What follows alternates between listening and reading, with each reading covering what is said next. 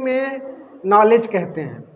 ज्ञान के संदर्भ में भारतीय परंपरागत साहित्य में यह उल्लेख मिलता है कि ज्ञानम मनुजस्य तृतीय नेत्रम, अर्थात किसी व्यक्ति के अंदर यदि ज्ञान है, सूझ है, बूझ है या किसी भी बात की जानकारी है तो जिस प्रकार हम दो आँखों से देखते हैं उसी प्रकार ज्ञान भी एक तीसरी आँख के रूप में माना जाता है।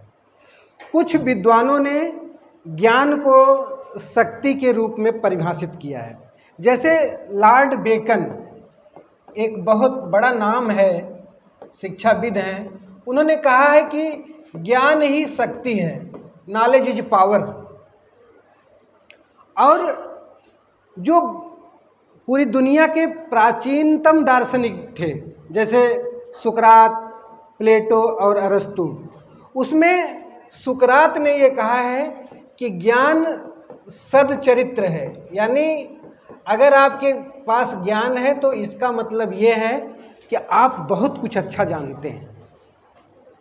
इस ज्ञान को साहित्य में ये कहा गया है कि किसी भी विषय वस्तु के बारे में, किसी भी क्षेत्र के बारे में, किसी भी तरह का प्रशिक्षण जो भी हम आप प्राप्त करते हैं, कोई विशेष स्किल जो सीखते हैं, मान लीजिए एक शिक्षक है तो वो टीचिंग स्किल सीखता है कि कैसे बच्चों को पढ़ाएं, उसकी जानकारी लेता है।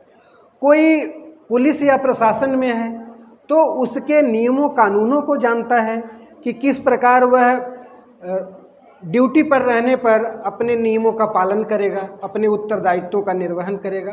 कोई छोटा बच्चा जैसे जैसे बड़ा होता है वैसे वैसे वो चलना, उठना, बैठना, खाना, पीना, ये सब चीज़ें जो सीखता है वह ज्ञान के अंतर्गत ही आता है।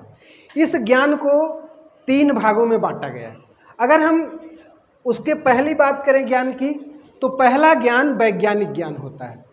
वैज्ञानिक ज्ञान का मतलब ये होता है कि ऐसा ज्ञान जो देश काल और परिस्थितियों से तथा रीति रिवाज एवं परंपराओं से एकदम प्रभावित न हो।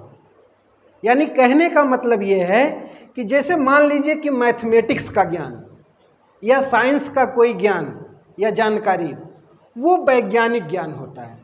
उसमें किसी भी तरह की बायसनेस या पक्षपात की भावना नहीं होती है।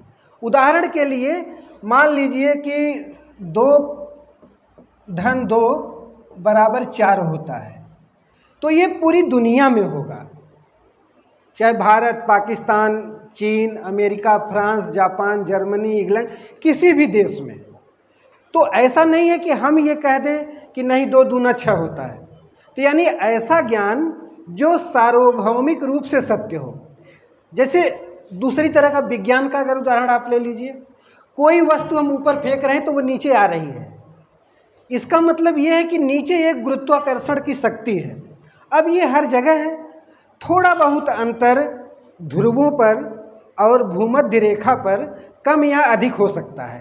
तो यानी जो पृथ्वी में गुरुत्वाकर्षण की शक्ति होती है वो वैज्ञानिक ज्ञान के अंतर्गत आता है, गुरुत्वाकर्षण की शक्ति। तो इस तरीके का ज्ञान सार्वभौमिक सत्य होता है और इसको कोई अनावश्यक तर्क दे करके गलत नहीं साबित कर सकता। दूसरा है अर्धवैज्ञानिक ज्ञान। अर्धवैज्ञानिक ज्ञान वह होता है जो देश काल और परिस्थितियों के अनुसार आंशिक रूप से परिवर्तनीय होता है। अब देश काल और परिस्थितियां क्या हो सकती हैं?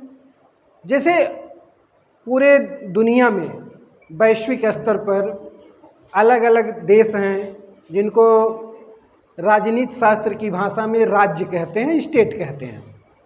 तो हर स्टेट की अपनी भाषा है, बोलचाल के तरीके हैं, रीति रिवाज हैं, परंपराएं हैं, प्रथाएं हैं, जनरीतियां हैं, रूढ़ियां हैं और वहाँ के अपने कुछ वैचारिक विभिन्नताएं हैं जो हमको देखने को मिलती हैं।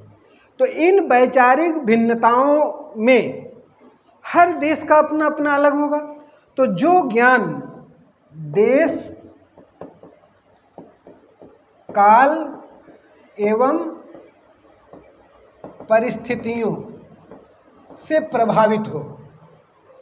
अब इतना अधिक भी प्रभावित नहीं हो जाए कि वो अपना अस्तित्व खो दे, तो वो ज्ञान अर्धवैज्ञानिक ज्ञान होता है।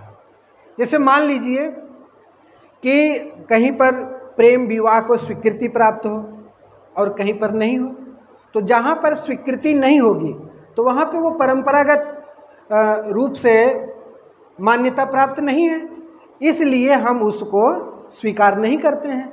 लेकिन जहाँ पर अरेंज मैरिज को मान्य किया गया है, स्वीकार किया गया है, यदि वहाँ की देश काल और परिस्थिति में कोई लव मैरिज कर लेता है तो वह मान्य नहीं है। तो यानी देश काल और परिस्थितियों के अनुसार जिसमें संपूर्ण बदलाव नहीं, आंशिक बदलाव देखने को मिलता है, वो ज्ञान जो होता है वो अर्धवैज्ञानिक ज्ञान होता है, जो देश काल और परिस्थितियों पर निर्भर करता है। लेकिन एक तीसरा ज्ञान भी है जो अवैज्ञानिक ज्ञान है। जैसे हम लोग यह पढ़ते आए हैं कि विज्ञान के आविष्कार ने चमत्कार किया है, तो यानी बहुत सारे अवैज्ञानिक तथ्यों पर उसने प्रश्न चिन्ह लगा दिया है।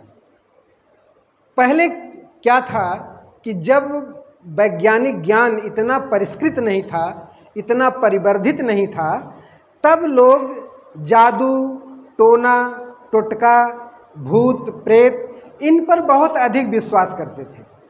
और किसी भी बच्चे को या व्यक्ति को कोई मानसिक या शारीरिक रोग हो जाता है तो उसको भी उस समय के लोग यह मानते थे कि यह ईश्वरीय शक्ति ने किया है।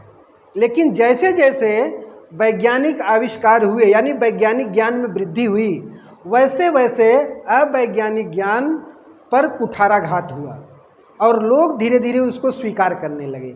यानी अवैज्ञानिक ज्ञान जो होते हैं वो तथ्यहीन होते हैं और पूरी तरीके से उन पर विश्वास नहीं किया जा सकता है।